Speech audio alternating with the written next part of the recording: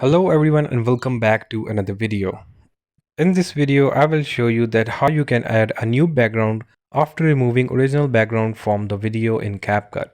So without wasting any further time, let's get started. First of all, go to your CapCut app and from here go to the project that you want to add new background to. After importing the video, let's remove the background for this original video. I'm using a green screen video so it's easier to remove the background. So as you can see, now I have removed a background. Now let's see how you can add a new background. You will see an overlay option in the bottom menu. Click on it and add an overlay. Select the picture or video you want to add as an background and click the add button.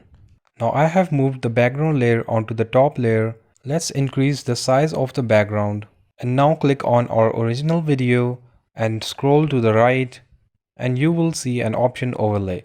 Click on it and now it's moved downward. Now click and drag your original video to the bottom of the background. And now you can see the background for our original video is changed. So that's it. That's how you can add backgrounds to your videos after removing the old background. I hope you liked this video. Don't forget to like and subscribe to our channel. Thanks for watching and see you in the next video.